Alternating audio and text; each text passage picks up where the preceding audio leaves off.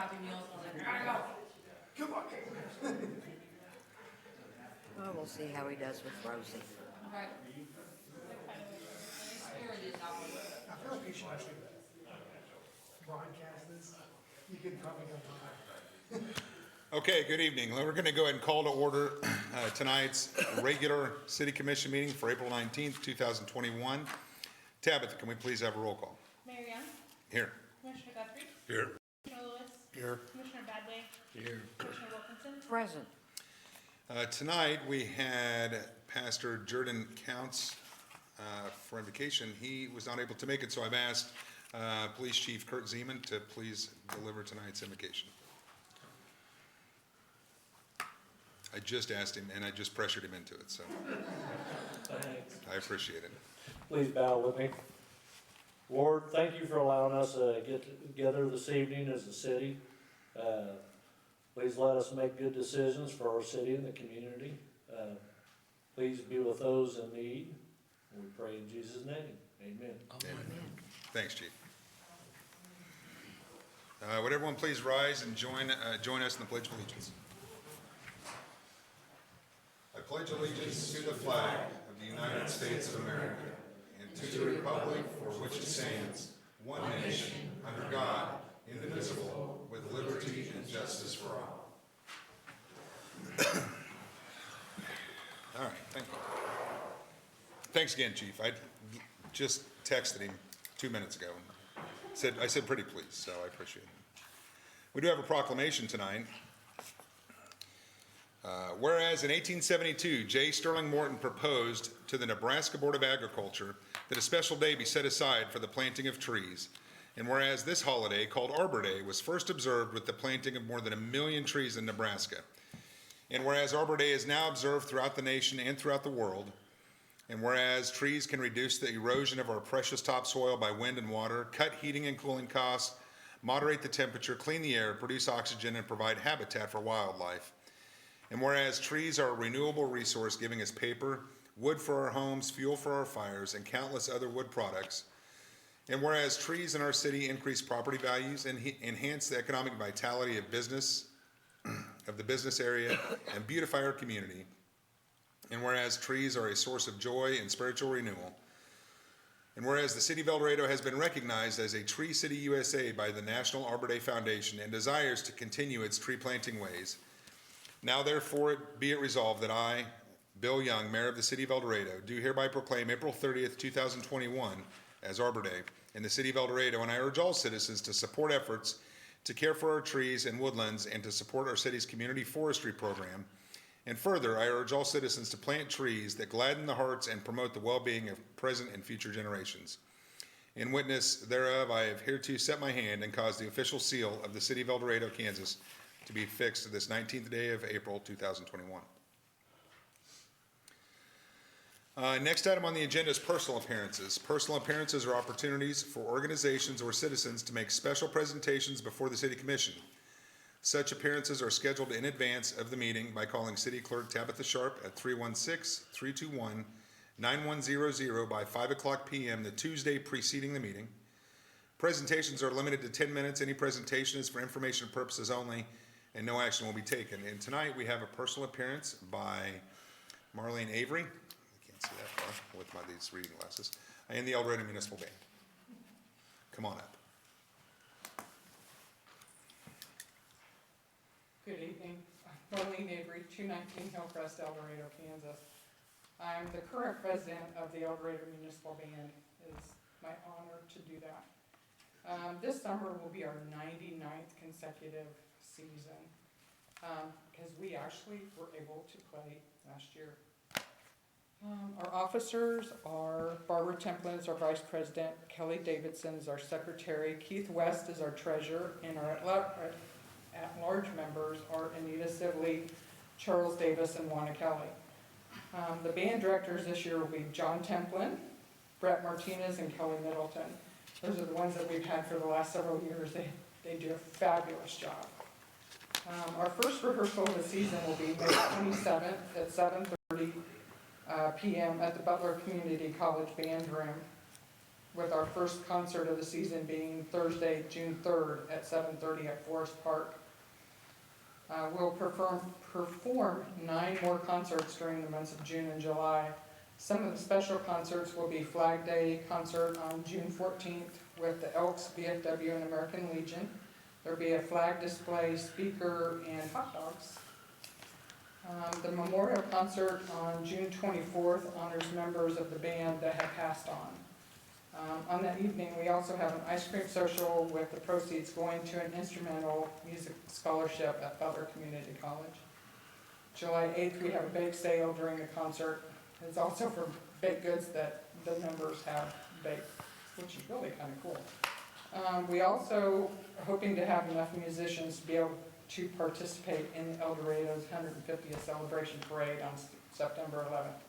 We're keeping our fingers crossed on that. To be eligible to perform in the band, you must be high school age or older. 2022 will be the band's 100th consecutive year performing. I personally think that is an amazing feat that speaks so well of the El Dorado community. There are very few cities that have municipal bands, let alone one that has lasted for 100 consecutive years. In order to commemorate this occasion, we have commissioned Ed Huckabee, a composer from Oklahoma, to write a piece of music for the El Dorado Municipal Band that will be played throughout our centennial season. We're planning other special events for the centennial season as well. However, in order to be able to accomplish those special events, there are additional costs that cannot be absorbed into our normal budget. The band has raised over $4,000 in donations for our centennial celebration. We're asking that the city graciously consider matching those funds. And that's what I have. Y'all have any questions? We'd love for any of them. I know that David plays, was it the saxophone? Go ahead. Yeah, it is open to anyone high school age or over. It is so much fun. I really appreciate the opportunity to be able to do this. And I'm so grateful that we have the municipal band in El Dorado. It is just such a fabulous thing. Well, I would say that I know that all of us are, but I'm very grateful that we have the municipal band in El Dorado. And I guess a question that I have is, first of all, I don't play any instruments, and John can attest to that from when I went to high school. I'm very good at watching people play instruments, but I didn't fare well when I tried to play. So I'm glad that you all do what you do. Do you know of any other communities in our area or in Kansas that have a municipal band that's been around as long as you guys have? You know, someone asked that a couple of weeks ago, and I haven't had a chance to check that information. And I think John could kind of answer that one better than I could, but Do I need to go over? Yeah, come on up, John.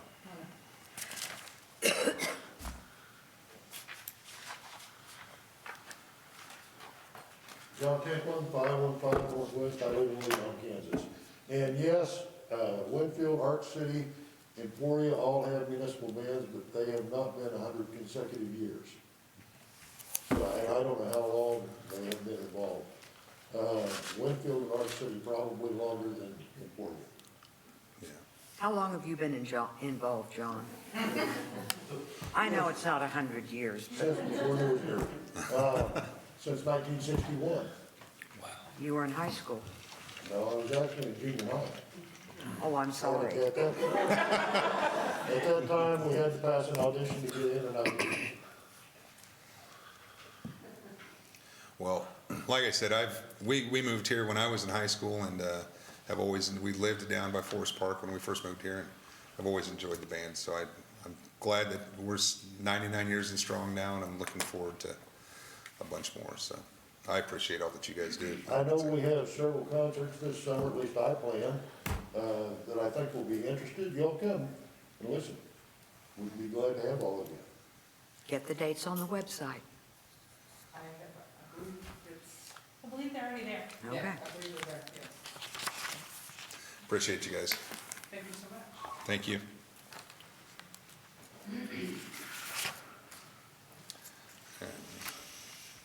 Okay, so next on the agenda is public comments. Persons who wish to address the city commission regarding items that are not on the agenda and that are under the jurisdiction of the city commission may do so when called upon by the mayor. Comments on personnel matters and matters pending in court are not permitted. Speakers are limited to 3 minutes, and any presentations for information purposes only, and no action will be taken. Do we have anyone here for public comment tonight? Okay. I got to keep taking these things on and off. Consent agenda. Next item. On tonight's consent agenda, we're considering the approval of city commission minutes from April 5th, 2021, and land bank minutes from April 5th, 2021, and the approval of appropriation ordinance 03-21 in the amount of $1,767,813.21. Do I have a motion to approve the consent agenda? I move consent agenda is presented be approved. Second.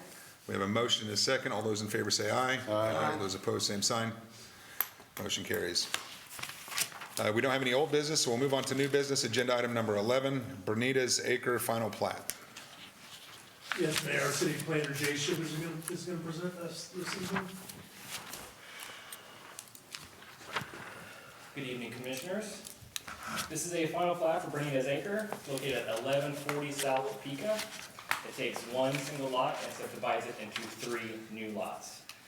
This is a plat in reverse. There's 3 homes there that were built well before the city had regulations, and so this plat helps bring them up to conforming status by giving them each their own lot. On March 25th, the Planning Commission approved the plat with 2 variances. Their role is to ensure that it meets our regulations. Tonight, the City Commission's role in the process is to accept easements and right-of-way dedications. In this particular plat, there is not a right-of-way dedication, but there are utility easements on the plat. So tonight, we recommend that you accept those easements.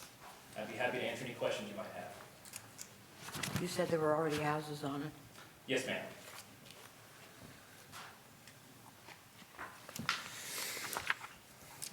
Do I have a motion? I move to accept the easement dedications in the Bernita Acre final plat. Second. We have a motion and a second. Is there any further discussion? Jay, I got a couple questions. I'm sorry. So the aerial photo that you guys have here, you're saying that it's, I guess I'm a little confused of what's going on to the west. Does that go all the way to the next street? So to the left of our screen is Topeka Street. And so there's 2 homes there where it says Lot 1 and Lot 2. Okay. And then the 3rd home is back there where Lot 3 is. And is that accessible on the other, on what other street that is? It is not. There is a permanent ingress egress easement along the south side of the property that has been in place for many decades already. This plat issued 2 variances to make these doable, I guess you could say. One is reduce the widths of the front 2 lots to just under 50 feet. For perspective, almost all of our original El Dorado town lots are 50 feet wide. And the back one, the variance is to allow access to a public right-of-way via the permanent ingress egress easement. So there's an alley there. It is a road shared by the house on the rear and the neighbors. And those are the only 2 that share it. Okay. So there's not an alleyway there. Okay. So It's real property that they own. They, amongst the 3 lots you see there, have filed a record of deed saying that this is how I access my property.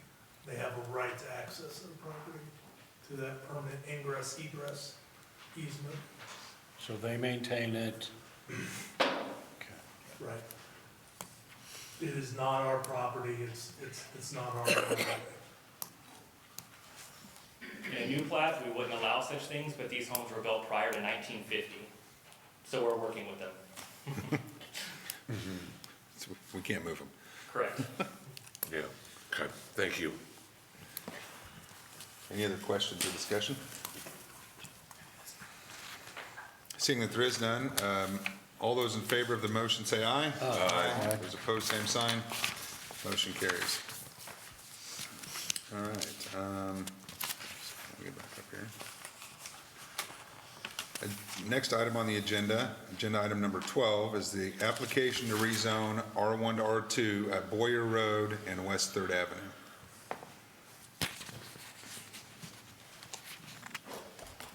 All right, the city of El Dorado has received a rezoning request to rezone approximately 5 acres at the southeast corner of Boyer and West Third Avenue. R1 low-density residential is what it is zoned today. The proposed zoning is R2 medium-density residential. Now, rezonings allow a range of land uses. They are a broad approval of what can do there. If you decide to build in it, the platting process is separate to create new lots. And of course, there's building codes and other zoning regulations when you come to construction time. Special use permits are separate from this. Those are the ones you guys are also used to seeing. They approve specific land uses and specific structures. So this is just the rezoning side. R1 today allows single-family homes, in-home daycares, parks and rec, golf courses, country clubs, and a number of other uses with special use permits. There's 2 primary differences in the zoning. One is that you can see on the right, this allows 2-family homes, otherwise called twin homes, duplexes. It also allows lodging and boarding houses with special use permits. And that is just a home with multiple bedrooms that can be subdivided and leased out individually. But that is with a special use permit, which would require approval from you guys. Today, the property zone R1, as I mentioned, I've highlighted it in green. This is what the application is for land-wise. Everything to the north and east in the yellow is R1, single-family residential today, and is primarily single-family homes. To the west across Boyer is I1, light industrial. That is a KDOT facility. Typically, I1 allows warehouse, manufacturing, bulk storage materials. To the south, the red is C1 general business. That usually allows customer-driven businesses and retail, Walmart, restaurants, strip centers, things of that nature. However, there's one unique thing there to the south and to the west, is that it's all in a floodplain, so we don't expect to see most of that get built.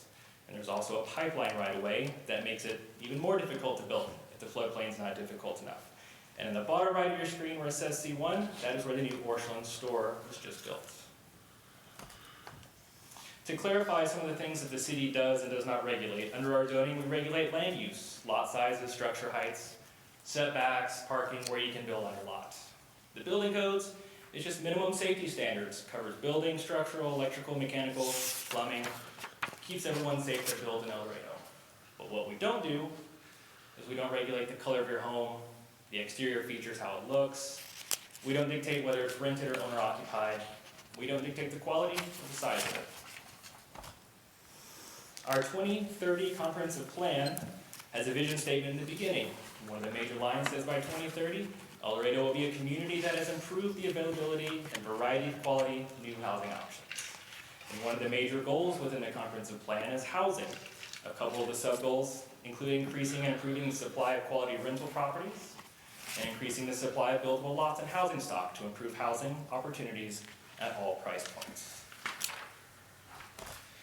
Within the comprehensive plan, we have the future land use map. This is a map of most of the city here, and all of these yellow areas is where it recommends low-density residential, which would include single-family homes and 2-family homes.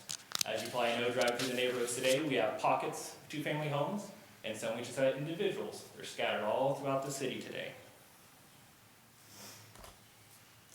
So what are the major things we look at with rezonings? What are the impacts versus the public gain?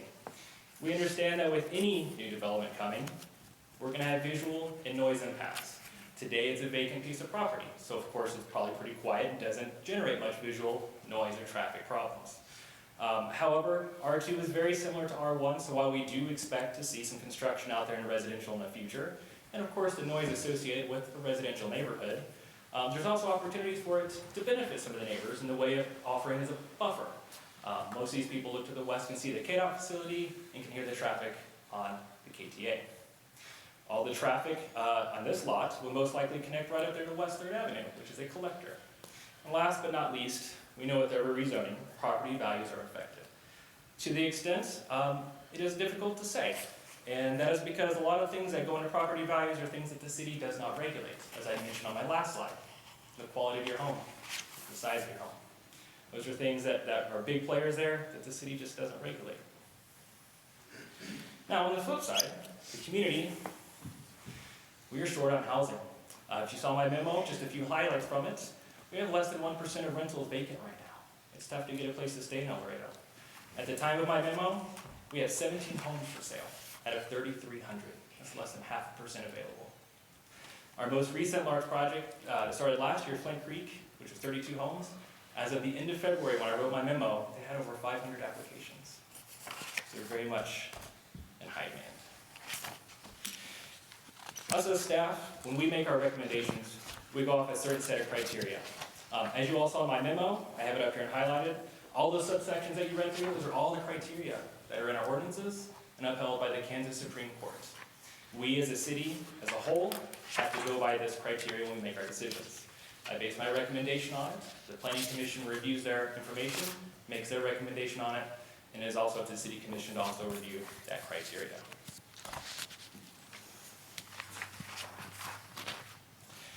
So staff does recommend approval of this rezoning project.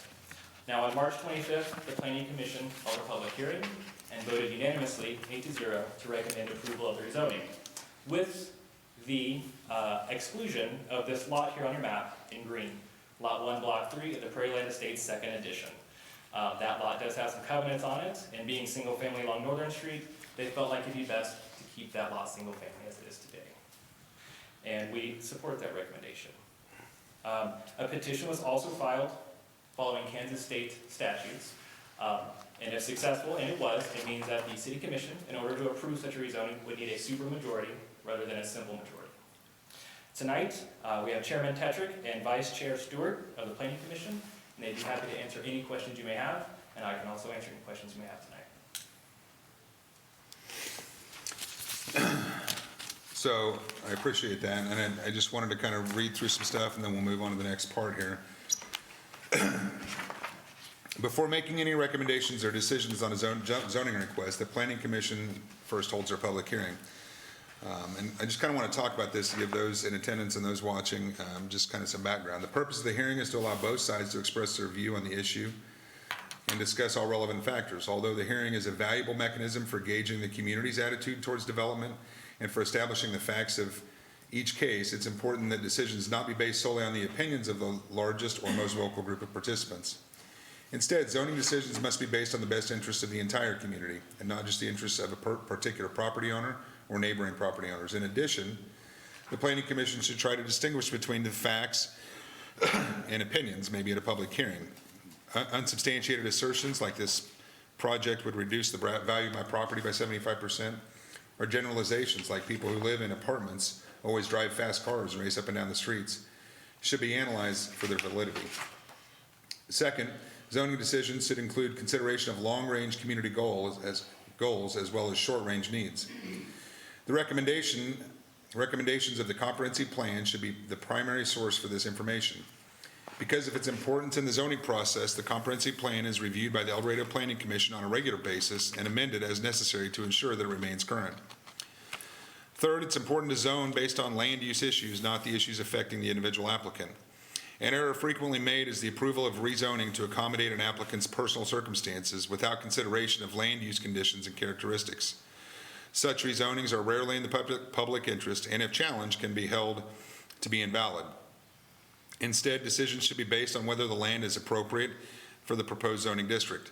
Appropriate factors for consideration of a rezoning application include the character of the neighborhood, the zoning and uses of the properties nearby, the suitability of the subject property for the uses to which it has been restricted, the extent to which removal of the restrictions or the change of zone would detrimentally affect nearby property, the length of time the property has remained vacant as zoned, the relative gain to the public health, safety, and welfare by not rezoning the property as compared to the hardship imposed on the property owner, the recommendation of staff, and of course the compliance with the comprehensive plan. So the Planning Commission held a public hearing on the proposed zoning request on March 26, 2021.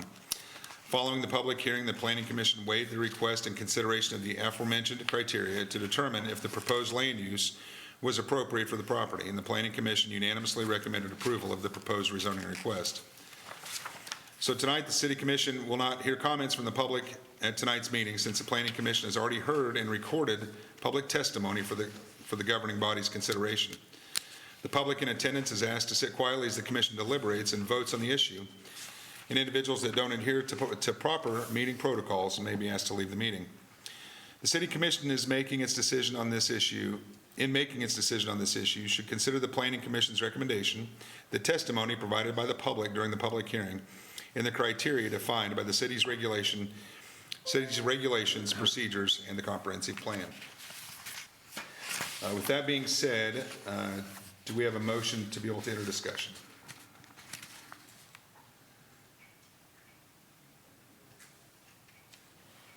I have discussion.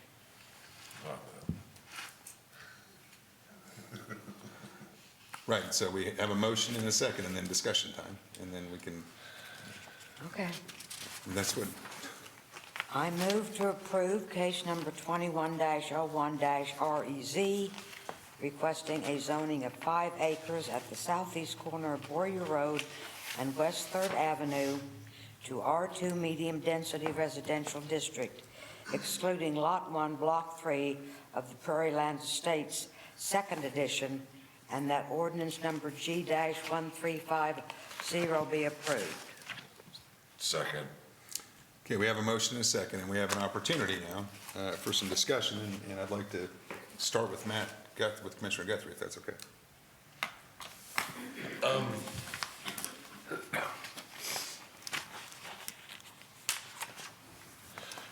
So I think we've all got emails and messages from, and I want to say that thank you to the Planning Commission. You guys have done some really good work these last couple of years, and I haven't been able to specifically say thank you. You guys deal with a lot of things, and I'm appreciative of what you guys do. I know that you guys are trying to do what's best for the city, and when your recommendations do mean a lot to us. I think I can speak for the whole commission. And I emailed the main arguments that I'm seeing is property values are going to go down, car traffic as that road ties into 3rd Street. Drainage on that side, which I've heard from, I think 2 people on that east side of this property, that there's a drainage issue and there's pictures. That's gonna have to get taken care of, right, Scott? Like that's that's a issue outside of the rezone, but yeah. but it'll have to, I mean, part of building a property there is that they're not able to dump their water onto the neighbor's land. The developer's engineer and I have had multiple discussions on that. Okay, so I mean that I'm just trying to go down the kind of the things, the car traffic coming in. There's no other way to tie that in. I mean, I guess we could tie it into 2nd Street, but he would have to change the way that he intends to do that, right? Right, and Jay, do you recall the preliminary plat lots? I mean, it's a pretty equal, the area was planned for subdivision prior. Yeah. Then you see the proposed lots here, it was pretty equal number. Okay. And I mean, property values, I'm not 100% sure. Like I read through the argument today by, is it Nathan White? Is that the gentleman's name? Okay, I just wanted to make sure I got it right. And I'm gonna be honest, the comparison of what would happen if townhomes or duplexes put into this area and apartments on different sides of town, I'm gonna reject that argument. I don't agree. I think we're trying to add something in that's not there. It's, and we made a mistake at some point, Jay, is that true? We made a mistake, right, somewhere? Yes, sir. I made a notification mistake in the beginning. Okay. It was brought to my attention. We just rescheduled the meeting, sent out notices again. And we Yes, what sir. was we just left somebody off? Yes, sir. Yeah. Okay, and so the second meeting, they got notified? Correct, yep, we just changed the date to the next month. Okay, well, I mean, people make mistakes, so I mean, Yes. I am. And this plot of land is not part of the covenant, is that correct? Because the covenant, I mean, there's a covenant in place, but is this particular land obligated? I don't know who needs to answer that. This area is outside of the platted Covenant. Prairie Land Okay. Estates Second Edition or Prairie Land Estates original plat. It had a pre-plat that was described as Prairie Land Estates original. Sir, That This was- is, Sir, this is our sir. discussion tonight. Okay. okay. Go ahead. These are the arguments that I received from neighbors, and I think some of them have been kind of blown out of proportion. But the one thing I keep coming back to, and a couple years back, we had this same scenario in another part of town. And I'm a sucker for a good neighborhood. I really am. And I have, you know, people I trust describe the neighborhood they live in out here, and I'm a sucker for a good neighborhood. So, and I have a friend that I've known since I was 12 years old, right in this property also. And I don't think I'm gonna vote for it. I think I'm gonna be a no. And it's mainly because of the neighborhood. It's not because of the arguments. I reject most of the arguments, but trying to hold a neighborhood together and leaving it as R1. And if it doesn't pass, I would recommend that all of these neighbors get together with the owner and come up with a way to make it work for everybody. That's how I see it. I know that the other side of this is that none of these people came out to complain about Orchlands. And that's like if you were gonna be upset about this, you should have been upset about that, but that's here nor there. I think I'm gonna be a no to change it, so. And that's mainly because the character of the neighborhood outweighs everything else for me. So you're gonna leave it R1? Yes, I'm gonna Okay. vote to leave it R1. As you look at new housing additions that are being built in Andover and in Wichita, in Park City, Bel Air, they got single-family homes being built in there, but they also have duplexes built right alongside of it. It doesn't seem to devaluate the houses. Those houses are going for a good penny. El Dorado's in need for rental homes right now because we're bringing people in from Wyoming and they have to have a place to go. So we'd rather have the rooftops coming to El Dorado and not to Augusta or Andover. So I'm gonna vote in favor of this. Me, Kendra or Nick, whoever wants to dive in. It's discussion time. I wrote down notes. Perfect. Just so I could make sure I could cover everything I wanted to cover. Could not read this on my tablet. So I had them print me out a copy, all 56 pages. And I've been through it. One time completely, one time hit and miss. I attended the meeting at Oil Hill where the developer was there and Linda Jolly was there and people from the Oil Hill or the community were there. I listened to the Planning Commission on Channel 7 to hear the discussion from the community and the reaction of the Planning Commission.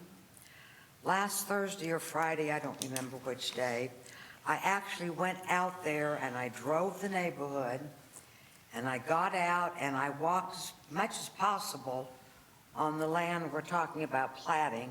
That wasn't real easy to do, but I did it. I have read all 56 pages provided to me. That includes the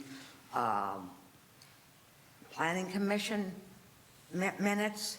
It includes the survey, or I'm sorry, the petition, signed petitions, letters, you know, whatever. I've read it. I took offense at the 13 pages of police calls at the apartment complexes in El Dorado. That had nothing to do with this whole thing. These are apartment complexes And what we're talking about tonight is townhomes. To me, that was kind of a way of fear-mongering the people of the community to point that out. I definitely understand the need for additional housing. As a commission, we have discussed it constantly. We've done it for 6 years that I've been on. Housing has been a number one thing. Not only is it necessary now, but it's going to be necessary in the future. So we need housing.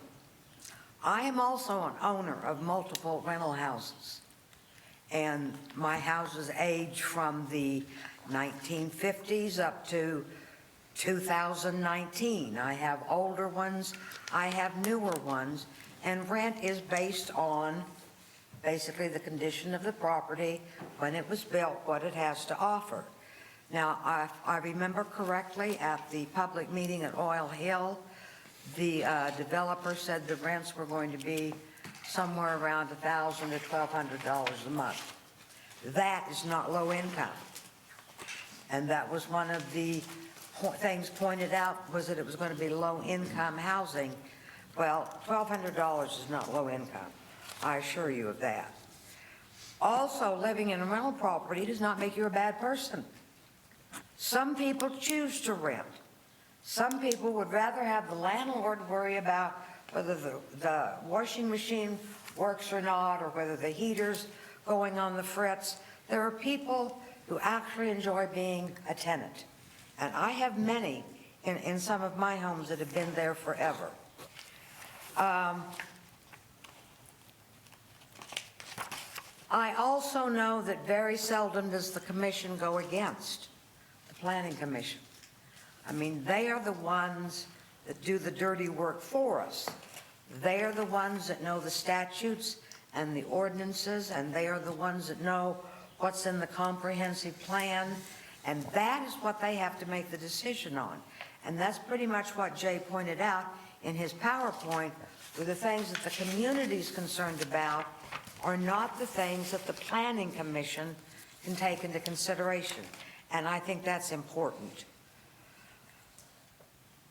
But the neighborhood's concerns also have to be addressed. I mean, you have to take what the community needs versus the community, or versus the neighborhood needs. And I think that's very, very important. I will admit that, again, I took offense at the police reports. I took offense at the fact that it was continued to be called low-income housing, even though it wasn't low-income housing. And some of the letters that I received and emails I received were very negative toward that population of people. And that's not fair. That's not right. It shouldn't be that way. But this was a tough decision to make. I have stewed about it all afternoon, but I'm going to vote against it.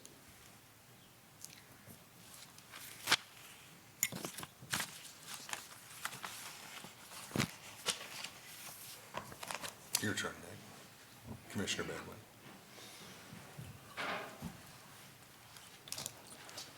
To me, it's land use is what it boils down to. And in my opinion, an R2 is the proper transition from I1 to C1 to R2 to R1, is the way I look at it. I watched the planning commission meeting.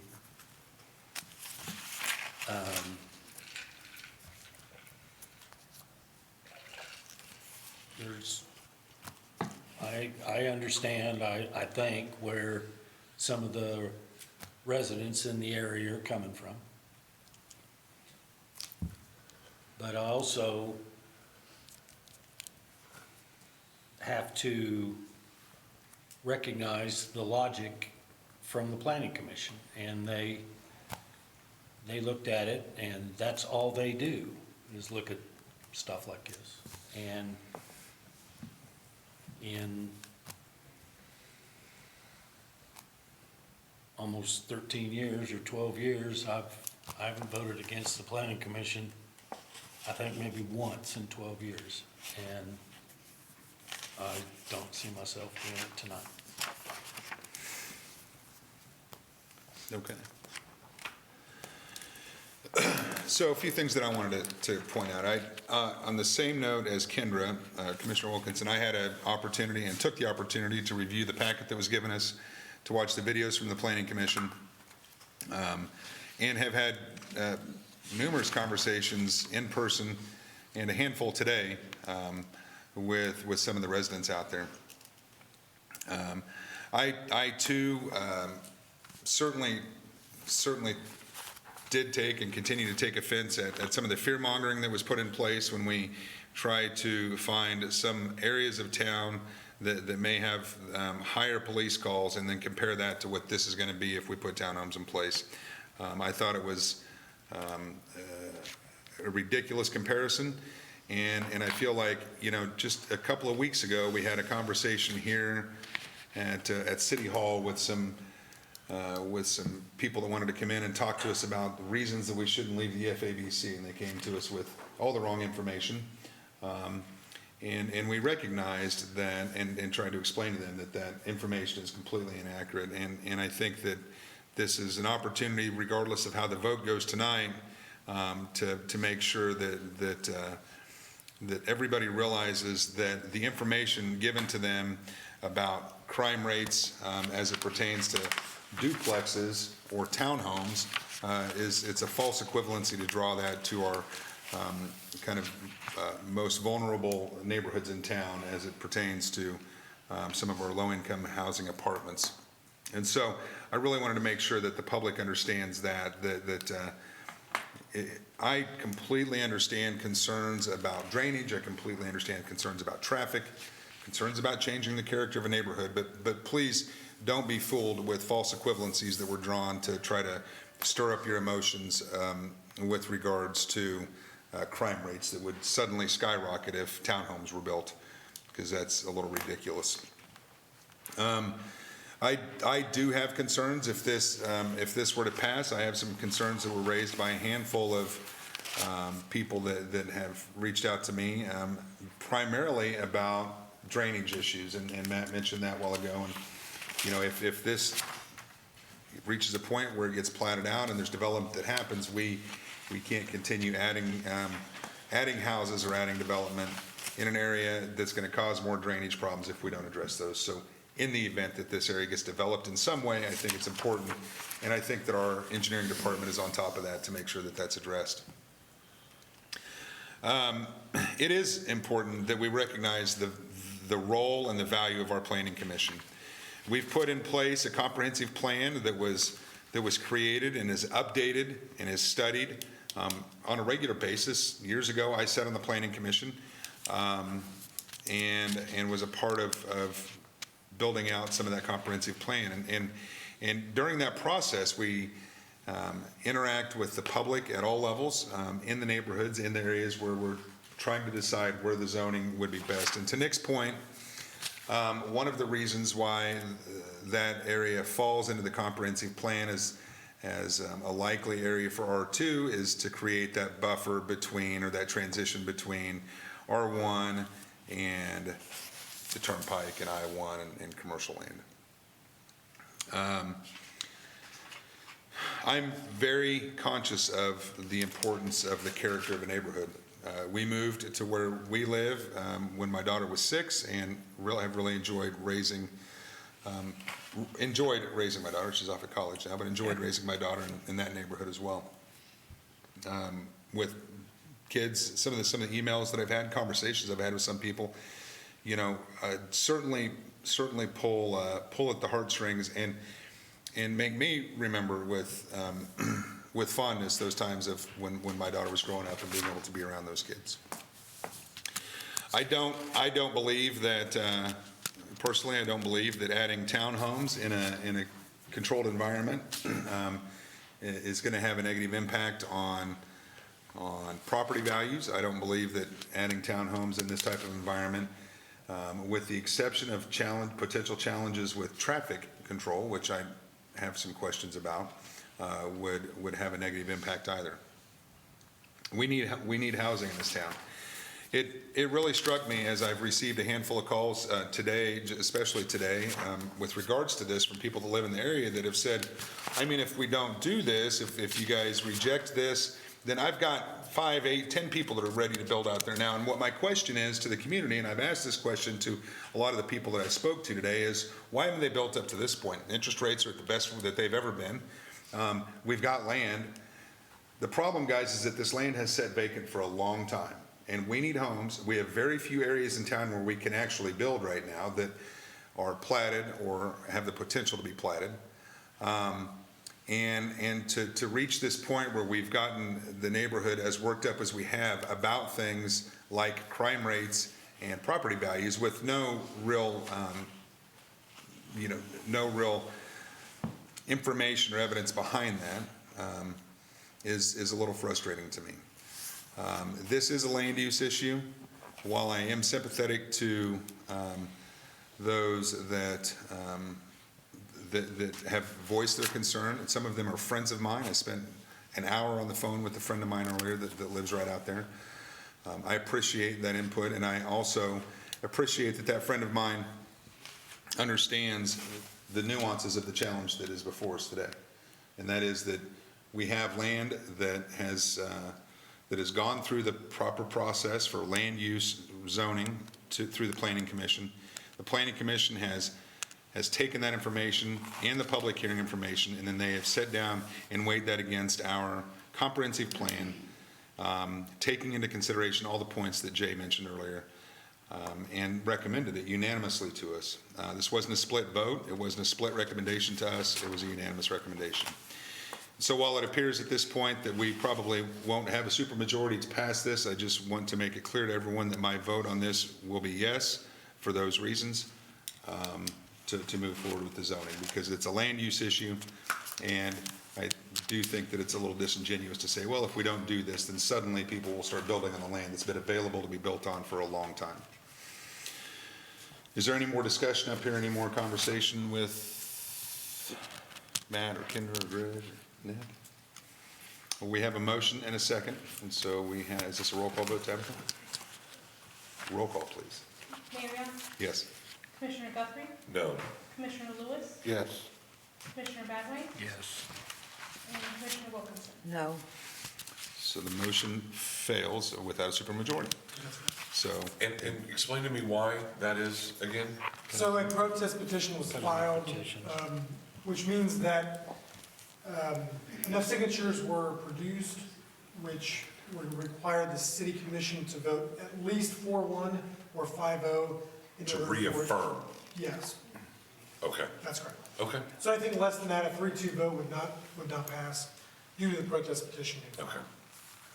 David, Jay just brought to my attention that we might need a supermajority either way at this point, to overturn the overturn the 8-0 vote. Just typically, to overturn a planning commission's recommendation takes a supermajority of you all. In this one, we have the unique perspective of the protest petition, which requires a supermajority in the affirmation to get the rezone to happen.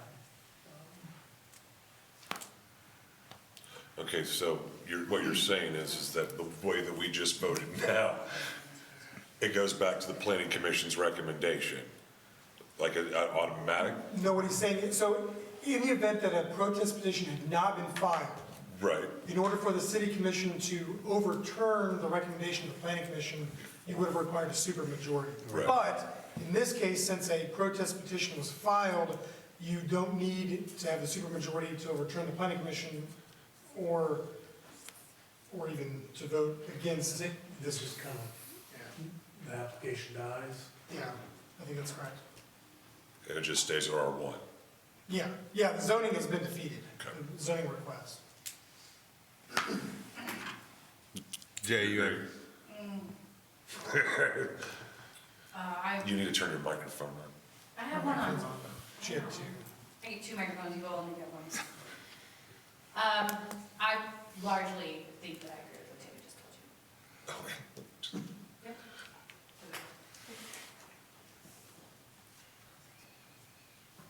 Is that what Jay came up and said to Tabitha? I just want to make sure we get this right. Yeah, it was, the overturning the planning commission recommendation takes a supermajority kill. But in this unique circumstance, you have a protest petition as well. But the protest petition trumps that. Flips, You know, that's- flips the that's what we're requirement.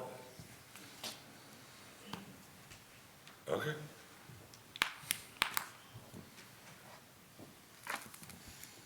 Okay. Learn something new every day. I guess. I just want to make sure we're doing it right. Let me get back to my agenda here. Stand by. Okay, so what are we doing here? Is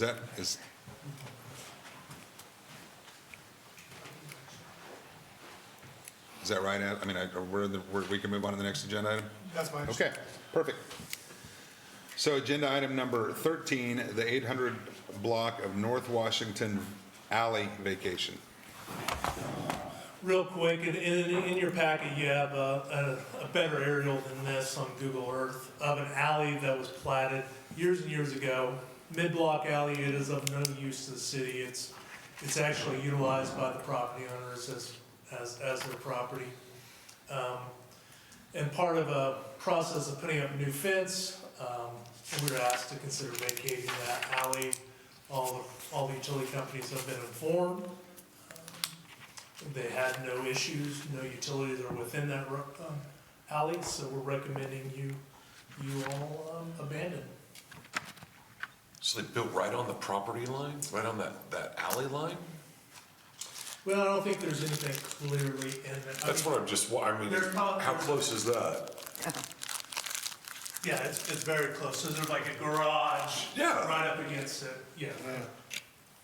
Like they're both sides are kind of right on that, wow, okay. But yeah, it is of no public purpose to Yeah. continue to be there.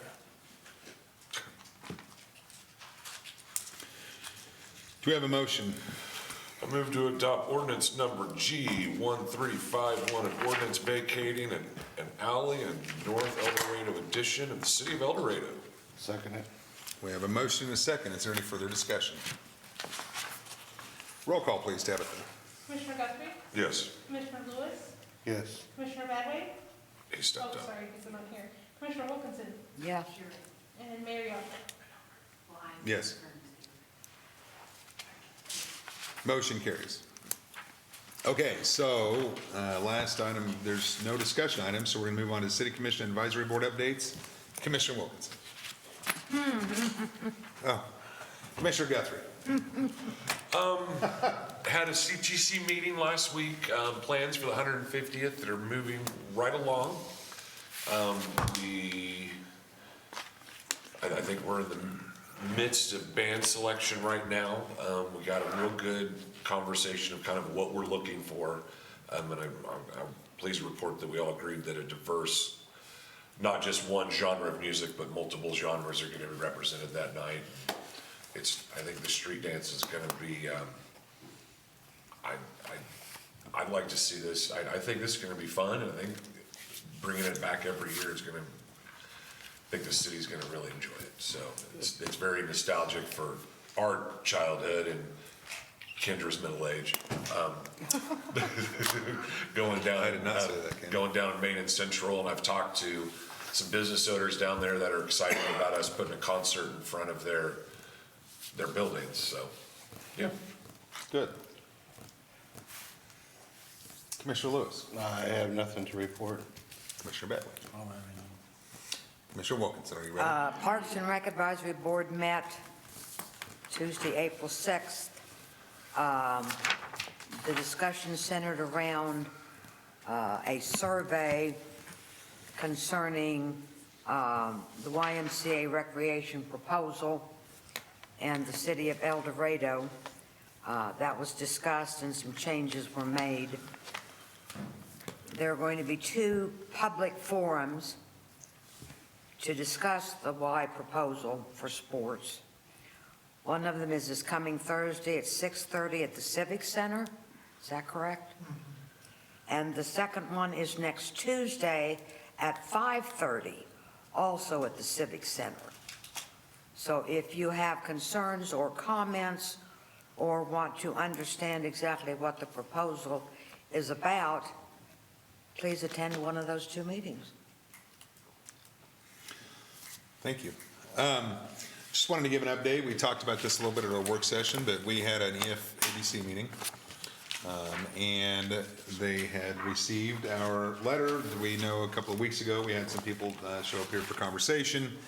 And at the FABC meeting, in addition to really some other pretty good news as it pertains to the repairs that are necessary from the flood and some other things, they did also reaffirm that as a group and as collaborative partners, they're ready to dive in and kind of help us figure out how we move forward with getting some things scheduled there. We were able to meet our new marketing and promotions person, who is Javen Gonzalez.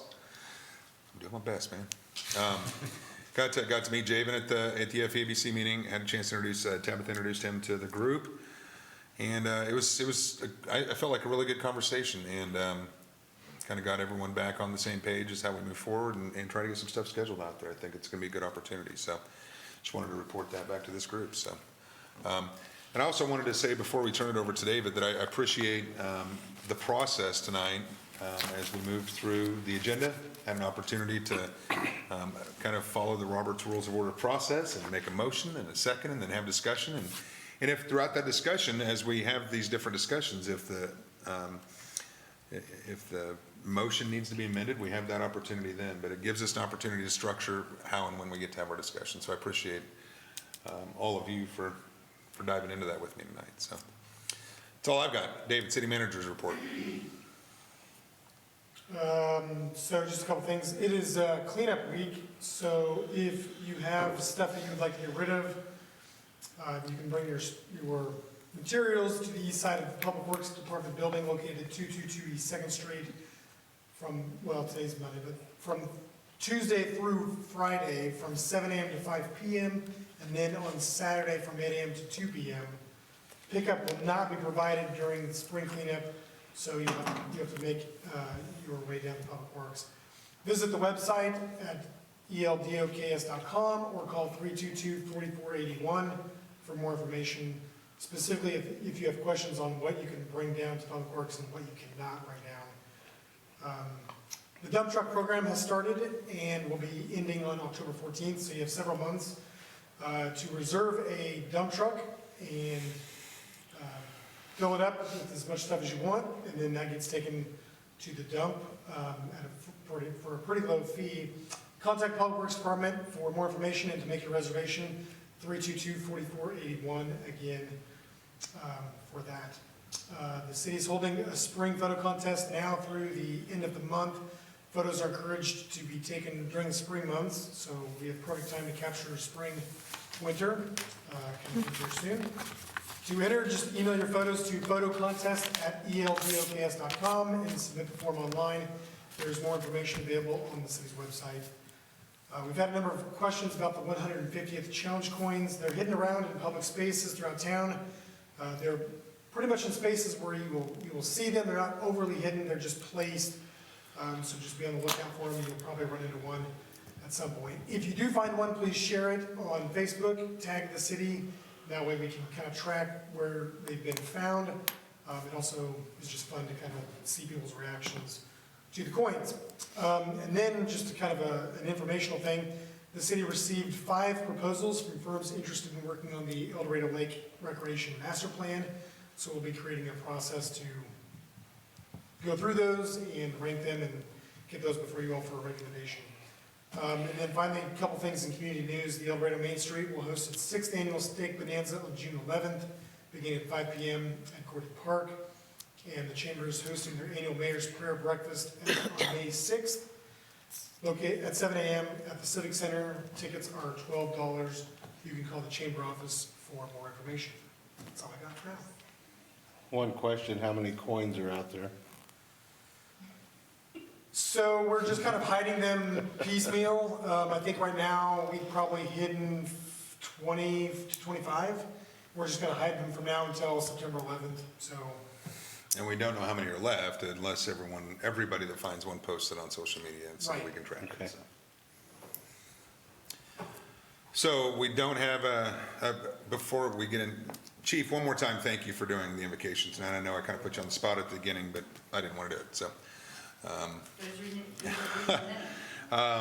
So we don't have an executive session tonight, so I can. Oh, and one other thing, Ashland has confirmed that my assessment was correct on the rezoning situation with the Good, protest. And thank you. I think so. Good, I just want to make sure we're right. We No, do no, everything no, no. right, so. So it just stalls? It's done. It's done. It's done. Okay. It's denied. So seeing that there's no executive session, I would consider a motion to adjourn. I move we adjourn. Are we gonna? Oh, do sorry, David's? yeah, right, the fourth quarter 2020 financial report is included in your packet. Right. As you can see, all of our funds are very healthy. All of them are exceeding well, some of them are exceeding their maximum cash balance as provided by local policy. All of them are within the minimum and the maximum range, so we're doing very well from that standpoint. Per the policy, the city commission can authorize the use of those funds for one-time uses, so staff will be looking at those. We do have some things that we probably need to be mindful of, so we'll be coming forward in the near future with some proposals on what some of those funds can be used for. But as you look at that, you just might note that all of our funds are pretty healthy and are performing quite well, even amidst COVID, when we didn't know really what was going to happen. The only exception to that is the tourism fund, which did obviously have a reduced amount of revenue compared to the year before, but we do have a fund balance. We had built up a fund balance over the years, and so we do have the cushion to make that work. And then with funds coming in from the American Rescue Plan, we'll be able to put back into that fund what we didn't get from last year, so that fund will be whole again from that perspective. What about the CNG fund? So the CNG fund, we did have an expense where we had to fix the compressor, but again, that fund does have a cash balance of $36,000, which is slightly above the, I'm sorry, not slightly above, it's actually well above the maximum, so we do have some cash that we can work with if we need to in that one. So we did have an expense that we weren't planning on, but when the compressor goes down and you use that to fill your fleet, you kind of need to make that replacement. Agreed. So one-time uses, so you guys will come to us with some recommendations, like helping the 100-year municipal band out, maybe. We'll see. Okay. Be sure and commend your staff, because Yes. they're largely responsible for that. Kudos to you and staff for that. And you. For the band, Yeah, thanks for Yeah, you're going to play in it, you said, right? saxophone. I believe I said I played. Yes, thank you. Played past tense. Yes. Motion to adjourn. Seconded. Second. All those in favor say aye. Aye. Those opposed, same sign. Motion carries. Thanks, everyone. Have a good night.